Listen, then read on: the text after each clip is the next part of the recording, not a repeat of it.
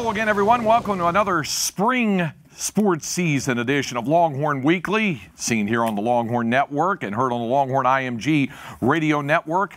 And, of course, glad to have you as we talk all manner of Texas Longhorn athletics. Now, even though I mentioned it's spring, this guy right here can attest to work in the spring that goes to the fall. And that, of course, is Longhorns head football coach Charlie Strong. It's great to have you with us. I know it's been an extremely busy time in the spring, but that's that old saying about two sports in Texas, football and spring football. And spring football's had a lot of hard work going on. Oh, it has. And what's been great has been no resentment from the players. They've been really working hard. And I always break it down into phases. You know, we went through phase one, which was winter conditioning.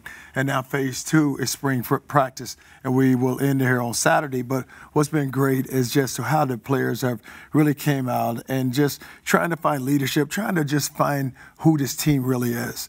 And that's why you like spring ball, because now you can work on fundamentals and technique.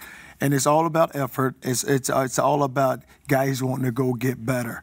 And I tell our coaches all the time, just coach effort, coach assignment, and coach fundamentals and technique. You mentioned the two phases you wanted to go through in the conditioning and moving in from the winter to the spring. Could you see the demarcation for your guys when they were transitioning and how you were trying to make sure they got to the condition level that you and your staff wanted to be able to function the way you wanted in spring practice? Well, you know, it's so much always said about just winter conditioning, but we have an outstanding strength coach in Pat Moore, and he has an unbelievable staff. And what they've done with this team is just reshape their whole bodies. And a lot of times you had to take weight off of some guys. You had to put weight on a bunch of the guys, and then just to go watch them run. And then I tell Pat, I said, just get them through winter conditioning and then give me the football team in the spring and give our coaches a chance to work with them, and then I will give them back to you in the summer. But it's been fun, and it's been great just how hard they've been working. How challenging was it for, and I remember there were a lot of reporters that asked you early on, how much tape had you watched, how much of the guys, and you said, oh, I've looked at everybody, but I'm still in the evaluative process. For Pat, for a strength coach, I would imagine the challenge is also increased because trying to get to know these guys where they are best suited at what specific weights to play at and the best condition to be in. And it does, because you look at the strength coach, what he's trying to do is just, okay, if I have a defensive end, if a guy says he's a defensive end, now how big can I get him and how much weight can he carry? Because even if he's a DN, if he can carry enough weight, hey, we could possibly kick him inside. Or then if you have a skilled guy, then can he gain enough weight where he can maintain and play at the position he's at? But that's what's really tough for that strength coach, because really he's trying to put it on, and then just how far do I take him, and then making sure he doesn't lose his speed and he can continue to work at the level that we need him to work at. When you evaluated the guys, when you looked at the tape, and they talk about, coaches when they started a different place, rolling up their sleeves and all that, you've said all along that the cupboard wasn't left bare. The worst talented guys there. When you looked at it, what were the things that really stood out to you about the guys you had who were coming back as you went into first the winter conditioning and then into the spring? What about the talent stood out to you? Well, I would always say this, and Coach did an unbelievable job. Coach Brown did an unbelievable job of leaving me with some unbelievable talent.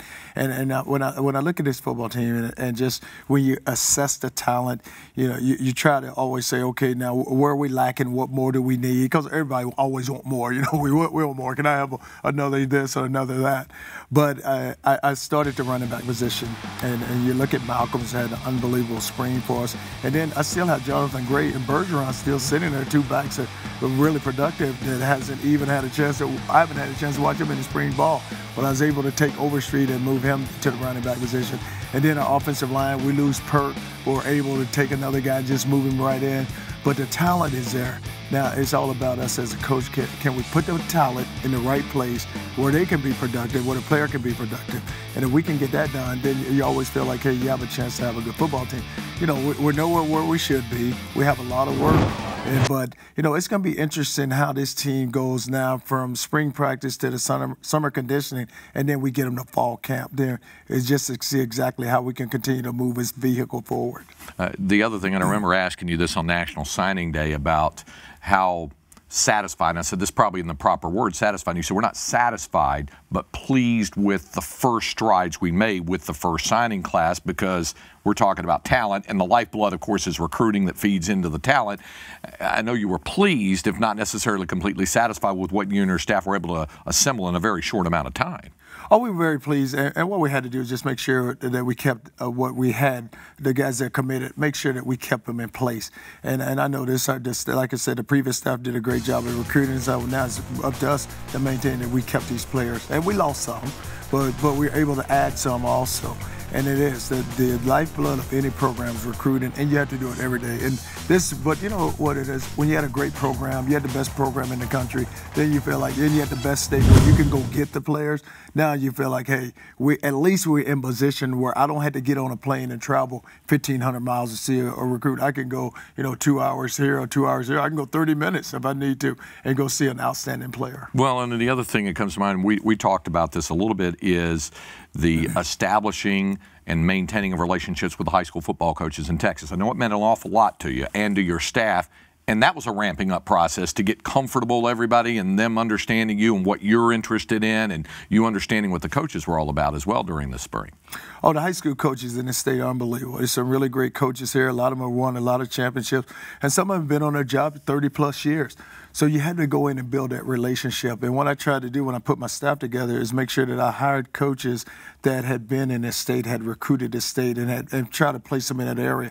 And, it was really great getting 2 Texas Ex and Les and Vance who had a relationship already and knew a bunch of the coaches. But the coaches are your selling point, and they're the ones that when you had to have a broker.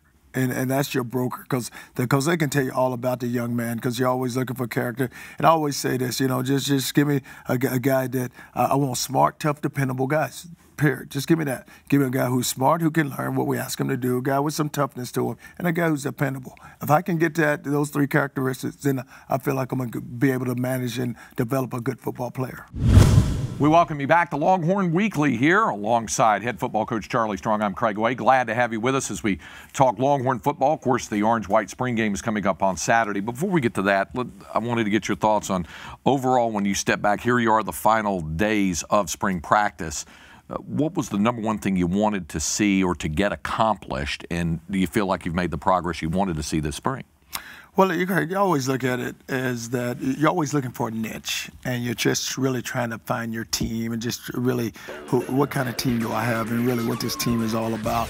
So I started in winter condition. I had a T-shirt made and it said, just put the T back into Texas, with toughness, with trust, with teamwork, and just being a team.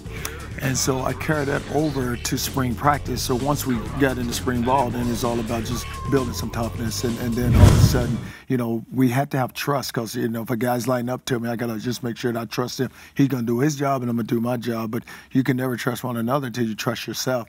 And then building a team with the togetherness. And then we become a team. And then that's what you just try. And it was steps. And we're getting there, but we're still not there yet. And what I need more practices, I think. Give me some nice to have a couple more weeks, right? I need a couple more weeks with this, but I know I don't have it. So, but the time that we did have, it was good, and it was refreshing to see and watch how guys really work. You were asked this yesterday at a media availability, and it was about your quarterback situation, where they asked you, what are your big concerns, coming out of the spring? And you made no bones about it. You start off, you said, hey, quarterback. Obviously, David Ash had a great spring before the foot injury, and I know that's on the list. You have an outstanding one coming in. You've still got you have a talented guy there in the stable in Tyrone Swoops, but still when things are scattered like that, I know that has to be one of the things that's on your concern list, isn't it? Oh, it is, because when you look at the quarterback position, it's a position that when they play well, they get a lot of praise, and when they play bad, we criticize them. But he is the guy that runs your football team, and you want someone that could just manage the offense. I always tell them, I'm not looking for a great play. I'm just looking for you to just get us in the right play. Make sure it's not a bad play. We don't turn that ball over. But David Ash had an unbelievable spring, and it was doing well until, he started complaining about he had a little foot injury, and then we finally just got it checked and come to find out that, he had surgery. So he will be back probably mid-July, which would be great, because we'll still be right in the middle of our summer conditioning. And then Tyrone came in and has done a really good job. And one thing I liked about Tyrone, at least he locked in, and it was important for him to learn the offense. and he took his time each and every day where I have to learn the offense. And I said, you know, it's all about confidence. You know, if you have confidence and you believe in yourself, when you step up there as a quarterback, then things are going to become easy. Now, you're going to have to get us in the right play and get us in checks.